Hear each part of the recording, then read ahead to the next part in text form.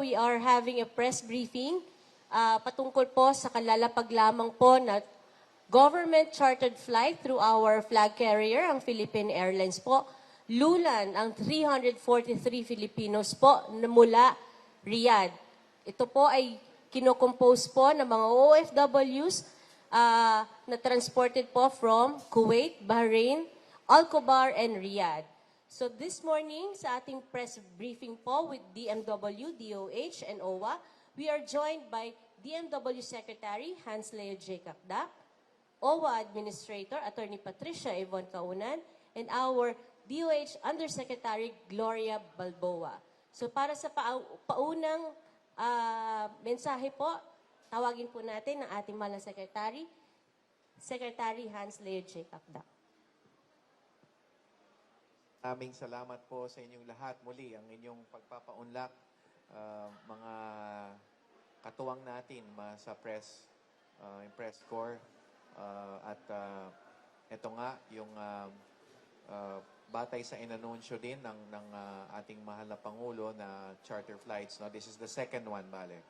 And of course, Admin PY later will explain the mechanics of the charter flight, and of course this is a Philippine government funded flight with 343 passengers, and most notably 328 OFWs and 13 children, OFW children. And this of course is under the auspices of the Overseas Workers Welfare Administration Emergency Fund, and again we will just have USEC Admin PY explain the details later. Laking pasasalamat po natin that they landed safely, and once again the government, the whole of government team, directed by the President since day one. Actually, if you go back to October 7th, nung nagkaroon ng Hamas-Israel conflict, October 7, 2023. Since day one, pinulong na kami ng ating Pangulo at inatasan na ang whole of government agencies. So, DMW, OWA, DOH, DSWD, TESDA, DOTR, DFA, mobilized para sa kapakanan ng ating mga mahal na returning OFWs. Kaya nandito si Undersecretary Global, Undersecretary Global BOA ng OWA, ng DPW, DOH to represent SecTed Herbosa. And then of course, ang Angels in Red nasa sa loob, kasama namin pa rin yung team ni Sec Rex Gatchalian sa DSWD. So patuloy lang yung effort na ito, and I hope you appreciate the many areas in which we move. There are a lot of, when it comes to emergency responses ng DMW OWA, there are a lot of moving parts, no? So one would be yung, since day one, kami ni Admin PY, yung mga stranded OFWs hindi makaalis dito, o kaya stranded dun sa transit hubs all around the world, Hong Kong, Singapore, Kuala Lumpur, umabot pa nga ng Africa. At hindi lang yun, may bagong larangan na, yung, hindi naman bago, pero yung isa pang larangan na ginagalawan natin, yung mga OFW sa Middle East, sa GCC, let's say, na nagbakasyon, tiyempong bakasyon, halimbawa sa OFWs in Kuwait, tiyempong National Day. So they took the opportunity to take a vacation around the time pumutok itong currency galot natin noong Feb 28. So Azerbaijan, Georgia, Armenia, in many parts of the world, meron pa rin kaming tinutulungan in partnership with the DFA, because Sectes Lazaro, I need to mention, and her ambassadors on the ground. Napakaganda, napakataas ng koordinasyon. Kami inatasan ni Pangulo, kami ni Sectes since day one, no? Feb 28. Okay, so that's one. And then the other one is yung on-site services. So I'll ask Admin PY also to give us some data. Patang inulat natin nung as of nung uling House hearing nung March 11 ay 4,800 yung inulat natin na tulungan ng on-site services. By that I mean basic services, yung mga nangailangan ng pagkain o tubig o ano pang pangangailangan, mga OFW sa mga saklolo. Tapos yung ating transport within the host country kung kailangan move from one place to another, yung temporary accommodation. By way of example, merong mga bansa na kung saan may shelter ang host government, but at the same time we complement in terms of providing temporary hotel accommodation for some OFWs. But already we're thankful to the host governments kasi grabe talaga ang protection nilang binibigay sa ating mga mamamayan, mga OFWs. We see it every day, right? Yung defense systems ng mga host countries. And talagang the data will tell us na there are hardly any injuries on the ground. So far, ang alam natin, 3 minor injuries na natamo ng ating mga OFWs. Of course, outside of yung ating fatality, si OFW Mary Ann sa Israel. And then, repatriation. So, ito na nga yun. And when we speak of repatriation, so we have the commercial flights such as yung EK flights out of Dubai, may pre- and post-repatriation assistance. Meron ding booked seats, paid seats ng DMW OWA within those EK, those commercial flights. Kasama na dyan ang QR who started flying out of Doha. Okay, that's another one. That's the second mode of repatriation. A third mode are the land crossings. And if you're talking of 8 countries dito sa current situation that we are in, pre-identified ang land crossings for each country.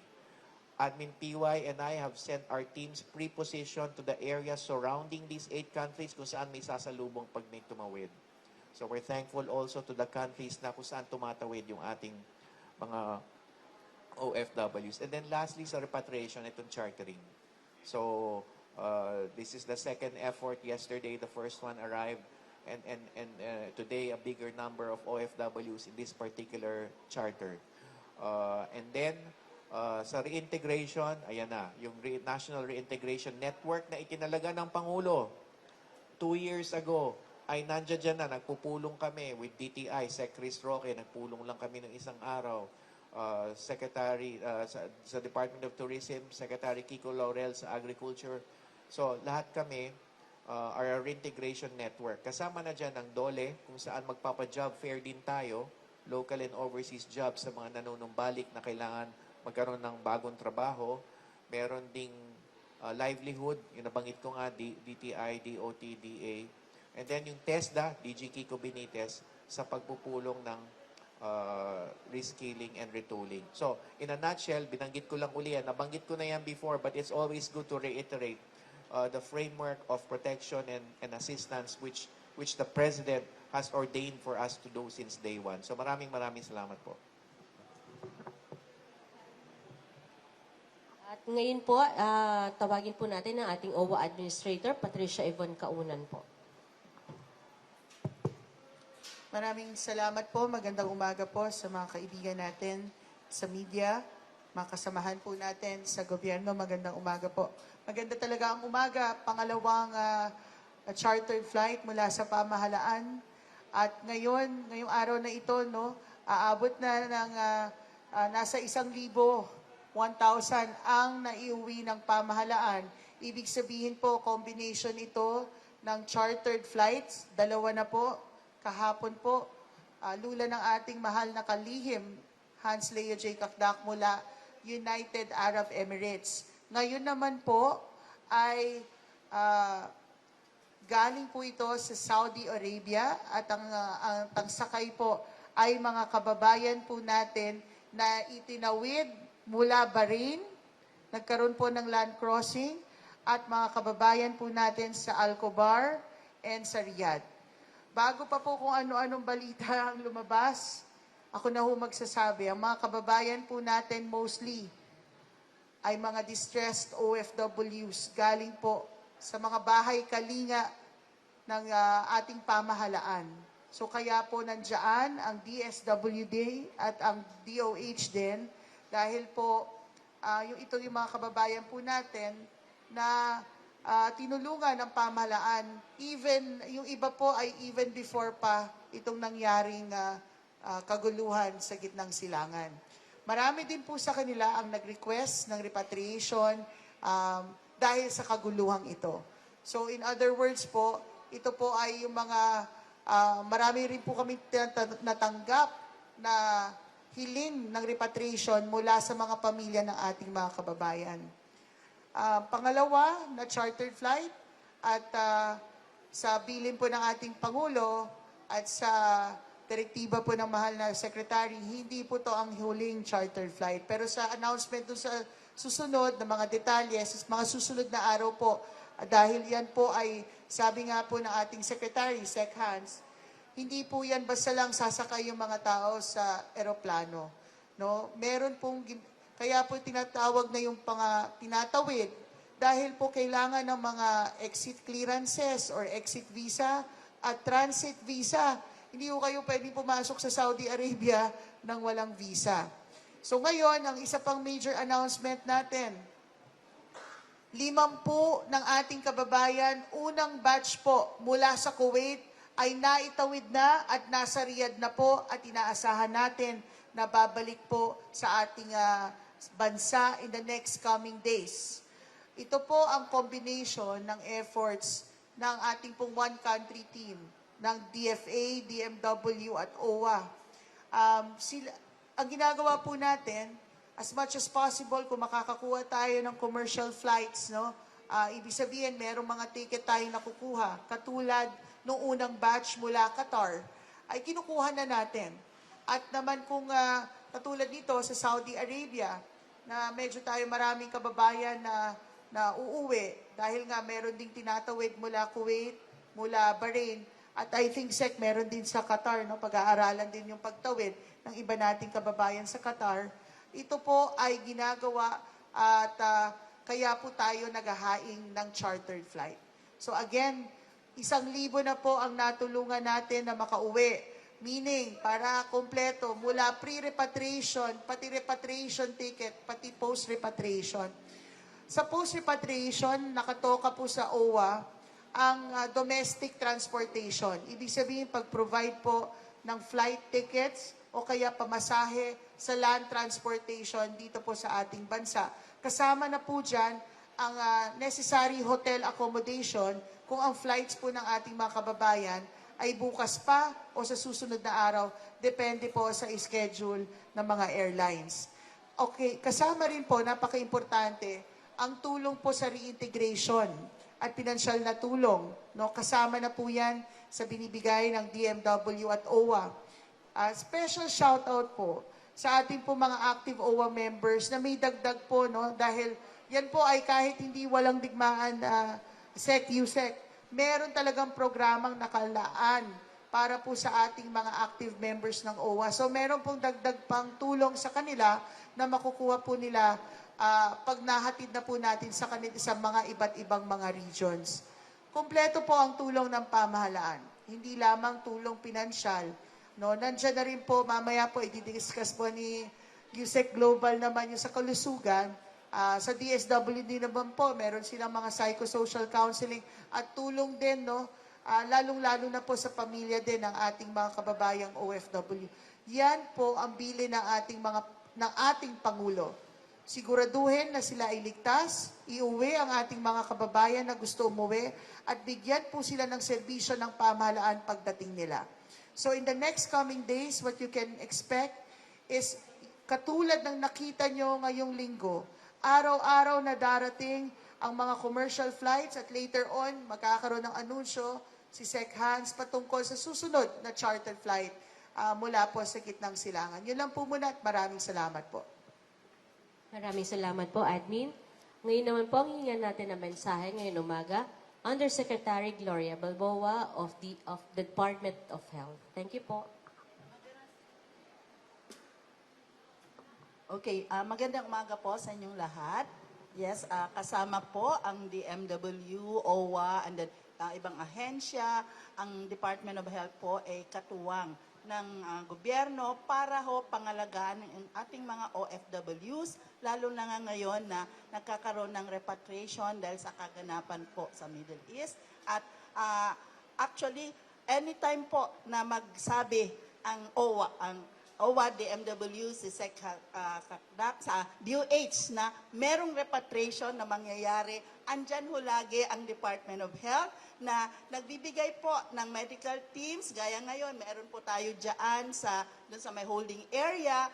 And then, hindi lang ho dyan, yung mga nadiretso po sa Kalayan Hotel, andun din po nagpadala kami ng teams. Kasi we want to make sure na sila ay, yung kanilang pangangailangang pangkalusugan ay maibigay. Kasi meron mga dumarating na merong emergency medical needs like tumaas ang presyon, masakit ang ulo, or kung anuman, mabibigay ka agad, may libreng gamot. Ini-evaluate sila, tapos yung kailangan ng i-refer sa higher facility, ginagawa din po natin. Based on experience, meron din pong mga dumarating na may mga dala ng medical abstract. Kasi na-examine na doon sa pinanggalingan nilang bansa. So, meron na lang continuing treatment na kailangan dito. Meron pa nga mga iba, may kailangan na maoperahan. Kailangan ng further diagnostic procedures. I-refer po natin sila kung saan yung appropriate health facility at kung taga saan sila. Kasi di ba depende sa saan sila uuwi at nakakalat naman po yung ating DOH hospitals, i-refer po natin doon. At yun na nga po, kung kailangan ma-admit or kung anuman, meron po tayong zero balance billing na mapaprioritize po sila. Kasi actually, meron pong direktiba na po ang ating Secretary Teodoro Herbosa na merong dapat ng OFW beds, no? So, ayon, that means mapaprioritize po sila sa kanilang pangangailangan. And covered, yung zero balance billing naman para sa lahat po yun, basta basic accommodation ho sila. Huwag naman yung sa private kasi mabigat po yun. Basta DOH Hospital na basic accommodation at open to all po yun. So, ayan po, hindi lang ho yung medical, no? Pati psychological, kasi kasama ho natin dyan ang DSWD. Magkatuwang ho tayo dahil nga, siyempre may trauma, silang pinagdaanan. Actually, minsan hindi mo na agad nakikita yun eh. Okay, it takes time bago mag-manifest kung ano man yung mga psychological services na kailangan ibigay sa kanila. Ibibigay din po yun, basta po magpakonsulta po sa ating mga DOH facilities. Thank you po. Maraming salamat po, Yusek. At ngayon po sa susunod na bahagi na ating press media briefing ay ang open forum nang sagay mabigyan po kayo ng pagkakataon makapagtanong sa ating mga officials. So first to ask po, PTB4, Dennis Osorio. Good morning po, Sec, Admin, Yusek. I'll start off po with the actual exact number of OFWs po na na-repatriate na po natin. As Admin PY mentioned po kanina, nasa 1,000. 1,000 ano po yun, ma'am? Or sir? Sa ngayon po, 952. Almost 1,000 po. Tapos tomorrow, meron pa po tayong flight sa umaga. So, 952 po. Yung 952 na yun po, ma'am, kasama na rin po doon yung kanilang mga... OFWs. only po. Opo. So- OFWs po. If including po yung mga, ano po nila, dependent nila, ma'am. Iyon po, ibibigay namin after the press, Iyon po ay OFW and then we will add the dependent sec. So, talagang 1,000 plus siya kung OFW, tawag nito, repatriated by the government. Thank you. Tapos po, Yusek, sorry po, ano po yung pinaka number one na nakikita po nating trauma case po or possible trauma case sa ating mga OFW, pati na rin po sa kanilang pamilya? Pa-elaborate na lang po, ma'am. Okay, when you say trauma case, ito yung based dun sa stress na naranasan nila, no? Well, kahapon meron kami isang nakita na kailangan talagang very evident na kailangang mabigyan ng counseling and then proper psychological and mental care. So, yun po ay na-refer na po natin. Pero as I've said nga, meron yung mga hindi kaagad nagmamanifest eh. So, kailangan lang ng konting counseling, ayun, para malaman. Pero meron lang namang mga iba na nakita namin na yung nga, may dala-dala na mga sort of test doon. At actually, kahapon, meron akong nakita, ako mismo nakakita, may sakit na cancer. Okay.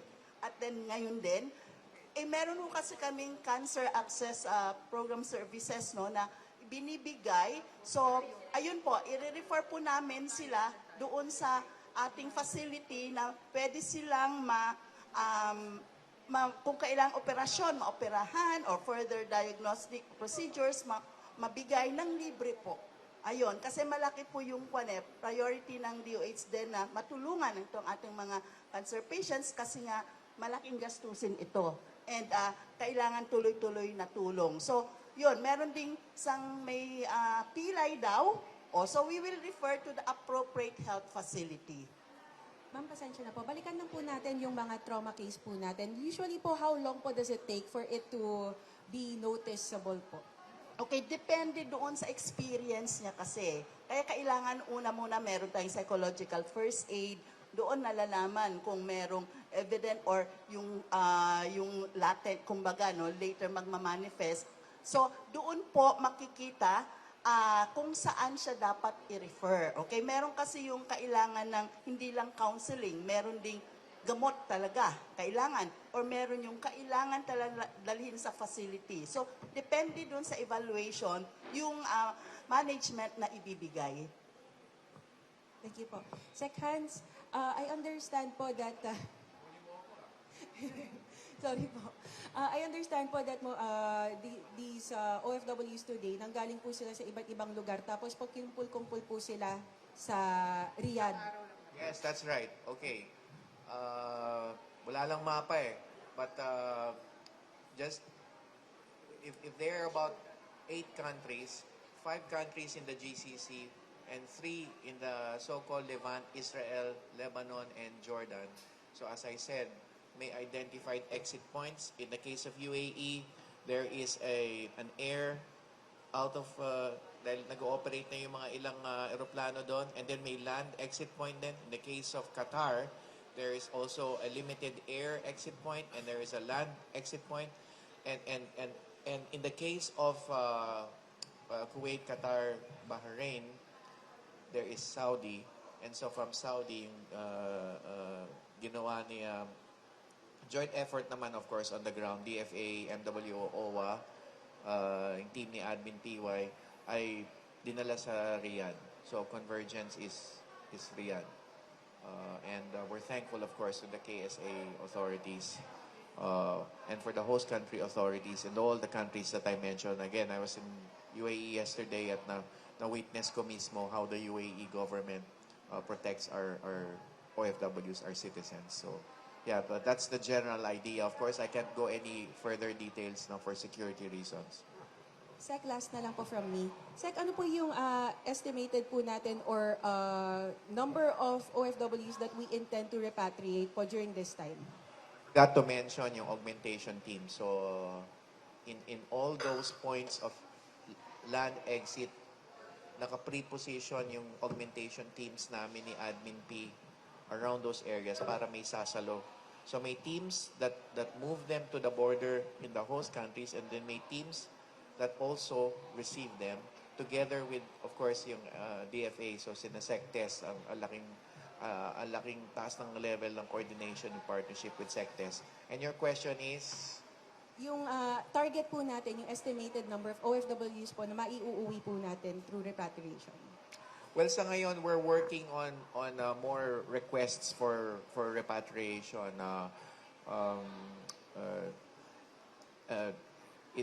I won't venture into stating a number or figure for the target, no. But we help those as instructed by the President since day one to help those OFWs who wish to come home, who wish to be repatriated.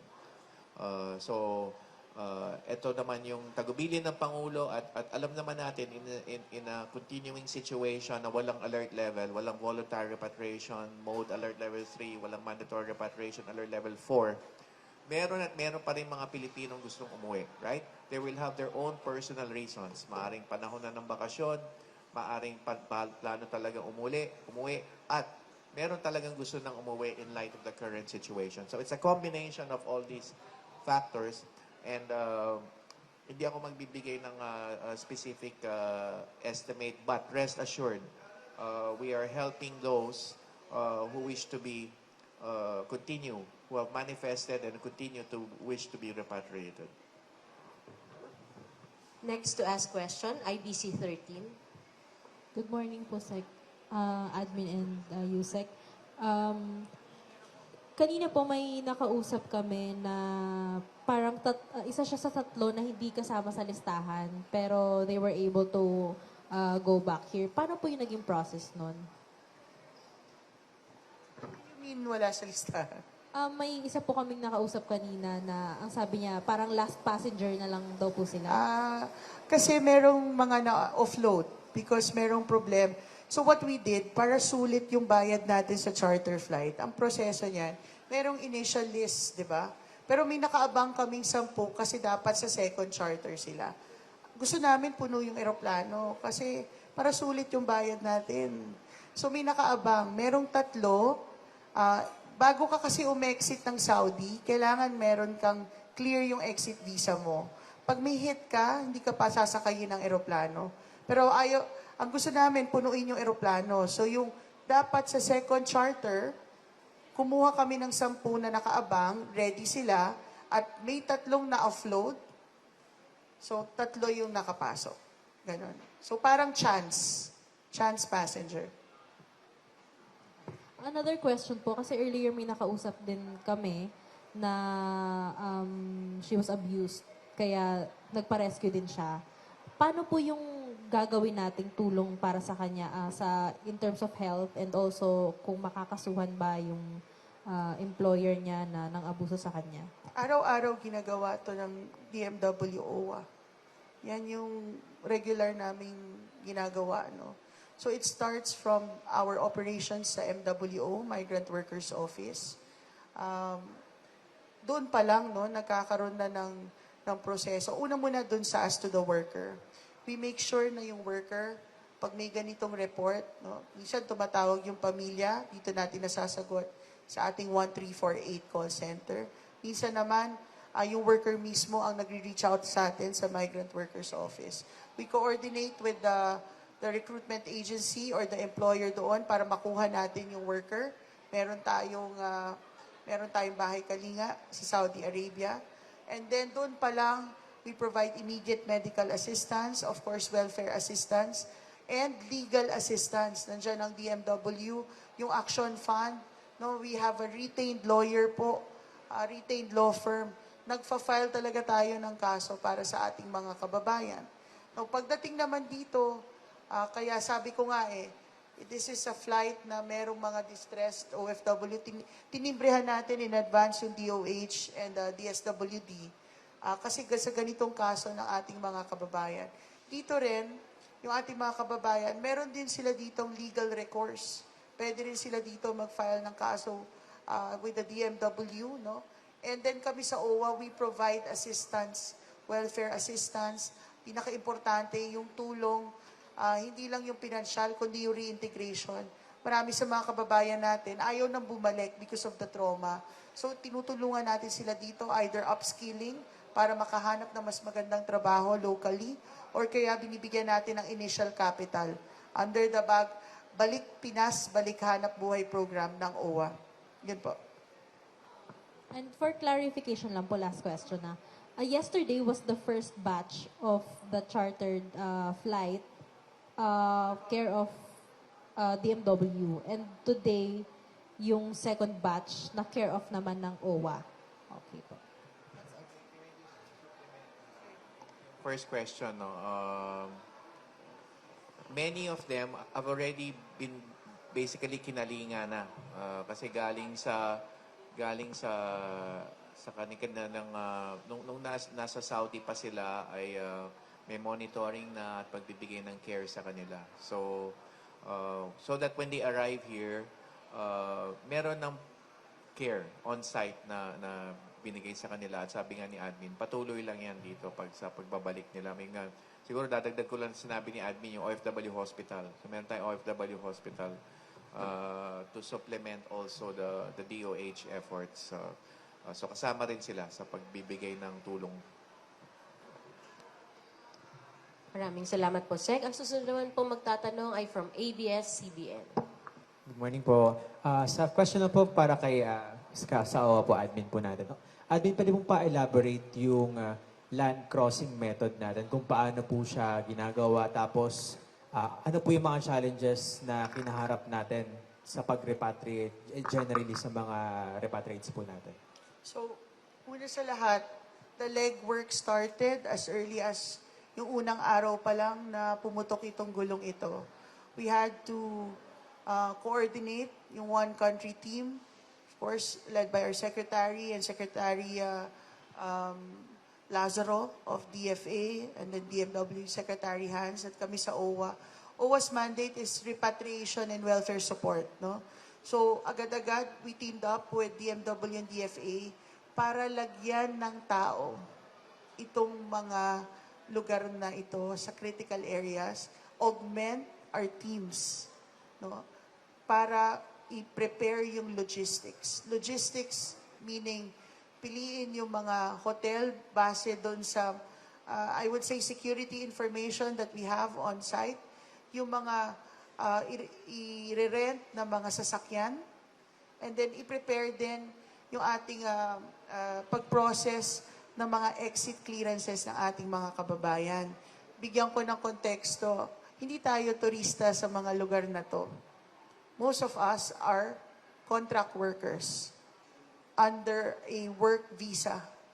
So bago tayo payagan lumabas, minsan kailangan ng clearances. May mga kababayan kasi tayo na may mga pending, for example, cases or merong mga pending claims pa no, na kailangang isettle. So, parte yan ng serbisyo natin. So, from the request for assistance, kinukumpirma natin kung talagang go sila, may intention silang tumawid at bumalik sa Pilipinas. Pagkatapos nun, ina-applyan natin sila ng exit clearance o tinitingnan natin kung walang magiging problema sa pag-exit nila sa mga bansang sarado ang airspace.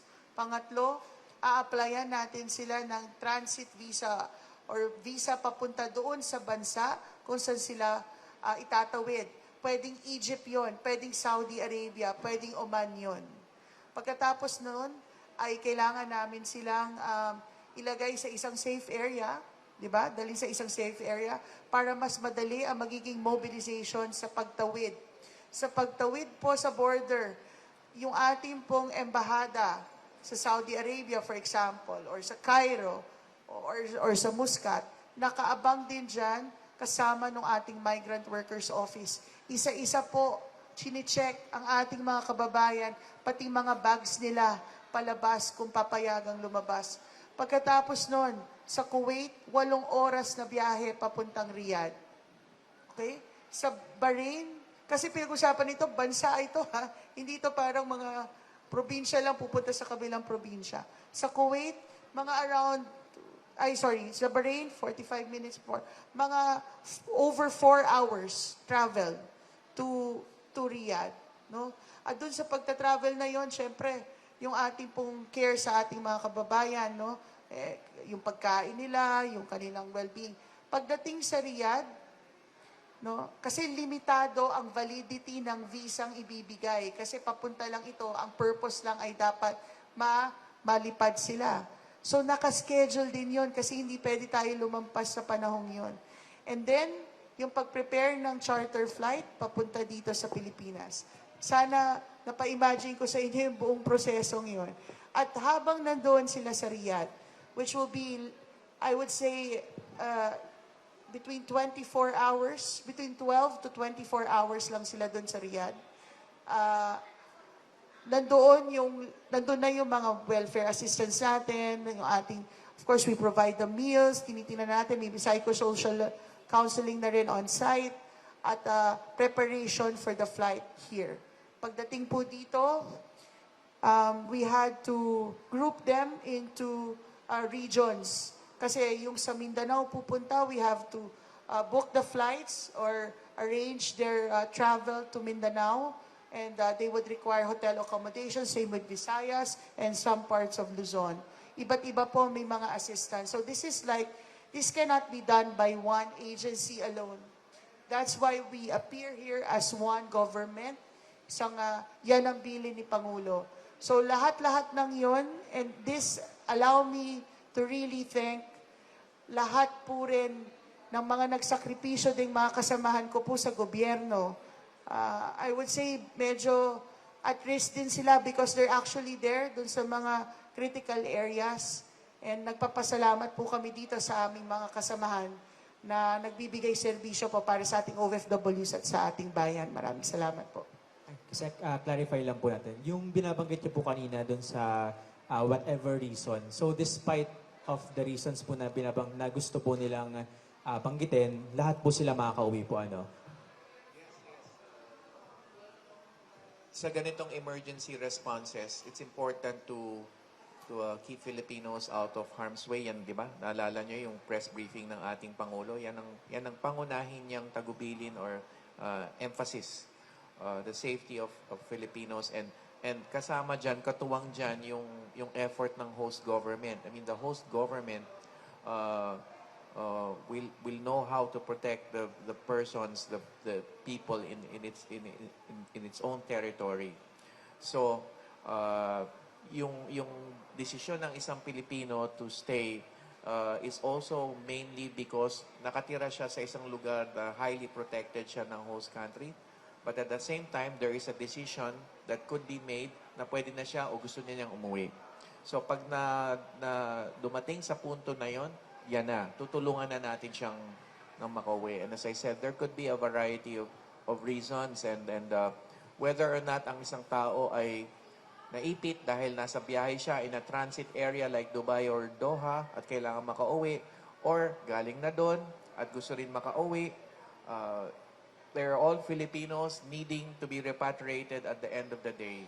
Kaya kailangan natin silang bigyan ng tulong. And yun ang pinaka-main objective natin dito sa krisis na ito. And so, yung mga nauwi natin, yung mga naipit sa biyahe, stranded, nag-aantay, na-cancel ang flights at nag-aantay, yung mga nagnanais umuwi, ng kanilang mga pamilya, we all help them, no? Yung mga sinasakay natin sa mga chartered flights and binibigyan natin ng mga plane tickets. Sec, mga ilang batch pa po kaya tayo na naka-prepare for the chartered flights? Well, meron pa mga nakaabang na succeeding flights, so there will just be an appropriate announcement for each, no? But rest assured, there will be chartered flights to be mounted. So we will announce as they come along. Thank you po, thank you po. Next to ask question po, Jimmy 7. Okay na po? Okay. From Abante. Magandang umaga po, Admin, Sec, Yusek, Lian Bustillos po, Abante Radio. Sir, kanina po may mga, madalas po na pag-uusapan po namin kanina ng mga umuwing OFW natin na hindi na nga sila babalik dahil nga po distress sila at matindi nga yung nangyayaring gera ngayon sa gitnang silangan. Pero eto po, meron po tayong ibang nakausap na OFW na hoping pa rin sana na after sana nung gera ay makabalik rin sana sa Middle East. Siyempre, yung difference nga ng currency. Meron po ba tayong mga nakahandang, yung pamahalaan, may mga nakahanda ba tayong programa para sa mga OFW na ito na babalik sa panahon na mawala na po, tumigil yung gera? Yung una, dalawang klase kasi yan. Una, yung may mga existing jobs pa at gustong bumalik sa kanilang pinanggalingan. Maganda ang pagpapaalam, maayos, no? Kaya't yung binabanggit ni admin kanina para pagpo-process ng pagpapauwi, kasama yan sa pinaprocess bago umuwi. O mahusay ba ang iyong pagpapaalam, meron ka bang valid employment visa, at kung wala, kung undocumented, ay proseso pa sa host country para maayos ang pag-exit. Okay. Sa isang taong umuwi na may valid employment visa pa siya, in general, merong ilang panahon pa yan, usually 6 months bago makapanumbalik. So okay pa siya. Maayos ang pagpapaalam at meron pa siyang babalikan na trabaho. Kasi tandaan natin, hindi naman dahil sa may lamat sa ugnayan o relasyon between employer and employee, kaya siya nauwi, di ba? Dahil ito sa external circumstances beyond the control of both the employer and the employee. So meron siyang babalikan na trabaho and then meron siyang isasagawa na plano pa rin pagbalik. Kaya yun nga, may valid employment visa, that's critical. Pangalawa, doon sa talagang umuwi na at gusto nang magkaroon ng panibagong trabaho o tapos na sa kanyang pinanggalingan trabaho, meron tayong mga job fairs, first and foremost. Lalatag natin yung mga job orders sa gana ng DMW. Sa DOLE, meron ding mga local employment options dito sa mga job fairs or job facilitation events na isasagawa natin. Ang job fair kasi can be virtual, it can be face-to-face. And then, yun nga, yung nabanggit ko kanina, yung training or retraining. Ang classic example dito, yung programa namin ni na Admin PY at ni DG Kiko Benitez ng TESDA, yung retooling or reskilling, let's say, ng OFW kasambahay na nanonumbalik, na may posibilidad maging caregiver, may posibilidad maging barista or hotel worker. No? Meron tayong mga government-to-government hiring arrangements din with other countries in Europe notably. So, yung mga efforts na ganito ay in-store and ongoing, by the way. So, for instance, may panumbalik sa previous repatriations na nakaamba na ngayon maging hotel worker in Europe, in Croatia, for instance. So, may mga ganong klaseng, kumbaga, job facilitation measures that we have. And wala pa dyan yung livelihood. As I mentioned, yung livelihood opportunities, ilalatag natin yung posibilidad, livelihood training, entrepreneurship training, and then other programs, si Admin PY mismo, may programa siya on Balik Pilipinas, Balik Hanap Buhay, at saka yung group livelihood niya. Tulong Puso, yan. Yung Tulong Puso group livelihood. So all of these will be in store at ilalatag sa kanila. Okay, maraming salamat po. Next naman po, our friends from RMN. Meron pa po tayong katanungan. Inquire na po. Last to ask question na po tayo. Good morning po. I'm Andrea from Inquirer. So you mentioned po may mga minors po. Can I clarify lang how old are they? Iba yung edad ng minors. Nako, may mga cute na babies. Merong toddlers. Merong... Ayan, oo. Yung mga napunta kasi galing lang kami ni admin nung Enero sa Saudi. So, nandin namin sila doon. And yeah, may mga babies and USEC Glow and the DSWD team also inside to take care of the babies and the children. And kahapon there was 60 or so children. So today meron another group of children who are napakahalaga po kay presidente noon. Madalas po niyan tanungin kung meron bang kasama mga bata o pamilya dahil gusto talaga niya ang tulong sa OFW kasama ang pamilya. What specific measures or assistance will you be providing for those children po? Well, from the DMW OWA side, we provide the necessary financial assistance, no, so that the parents, the OFW parents, can somehow still stem the tide over themselves over, which will directly benefit yung kanilang mga anak. Dun sa health and medical and social work side, the DSWD perhaps would know, but if I may care to also ask the good USEC ng tulong sa mga children. Will this be coordinated with the Department of Education as well? Okay. Yung mga school age, grade school, of course, you're right. We are coordinated with Sexani and the DepEd. Pero kasi meron pa talagang mga little ones. Talagang, yung iba nga, halos bagong kapanganak, buwan pa lang. Yung isang kahapon na kakalakad lang nung bata, palakad-lakad yung baby ka. She just learned how to walk. So, ganun kabata yung mga iba, or should I say, maraming dumadating na mga OFW children. But if we give USEC Glow a chance to explain din yung pediatric service nila. Okay. Yes, kasama naman po yung mga bata na ina-assess din, baka may medical needs. Okay. And then at the same time, kasi meron tayong programa sa DOH na first 1,000 days. So, kailangan maalagaan yan yung bata. Kaya napansin nyo may mga buntis na dumating kahapon sa ngayon. So, pati yun po, syempre, kailangan ma-check up. Meron talagang regularity ng check up nila because hindi lang yung mother inaalagaan mo nun, pati yung baby na palabas. Kasi meron tayong na ma-reduce yung stunting rate natin. So, From the first 1,000 days, nasa sinapupunan pa lang na mother, aalagaan mo ng mother para healthy lalabas. Okay, tapos yung mga, kita natin, may mga kasama na infant pa hapon meron. So, yun din, titignan po natin yon kung may mga medical needs, and then meron po tayo pagdating nila doon sa kanilang lugar, meron tayong mga micronutrient supplementation, syempre pagbabakuna, yung ganon, kasama po sila doon na mabibigyan natin kay may sakit o walang sakit. So, yun po, and it's available po kung saan na sila uuwi. Thank you. Idagdag yung mga buntis kasi meron talaga prenatal care and such. So yung OFW hospital natin also being offered to them, and of course the DOH. So laki pasalamat namin, Yusek, sa inyong pediatric services, prenatal care sa mga dumadating. Thank you po. Meron pa po tayong mga kasamahan po na magtatanong. Last question, ma'am.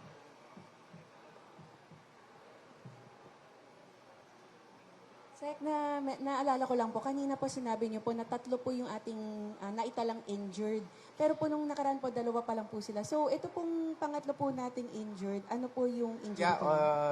also in the UAE, I learned about this nung nandun ako. But still, minor injuries, relatively minor injuries na tamo nung kababayan natin sa UAE. So far, we have 2 UAE and 1 in Kuwait. Yung dun po sa 3, yung isa po, nasa lubong na po natin nung nakaraan. Yung 2 po, nandito na rin po. Yes. Yung isang taga Kuwait sa taga UAE ay nandoon. In fact, the one in UAE has chosen to stay. Kasi nga minor pa, may trabaho pa siya eh. So he has chosen to stay. Wala na po tayo? Okay, sa ngalan po ng pamunuan ng Department of Migrant Workers, Overseas Workers Welfare Administration, and Department of Health, nagpapasalamat po kami sa inyong lahat ng ating media partners for attending this morning's media briefing. Asahan niyo po ang tuloy-tuloy na whole-of-government approach nang sa gayon mailapit at maibigay sa lahat ng OFW saan man sa mundo ang tulong ng gobyerno. Muli, maraming salamat and have a blessed Sunday.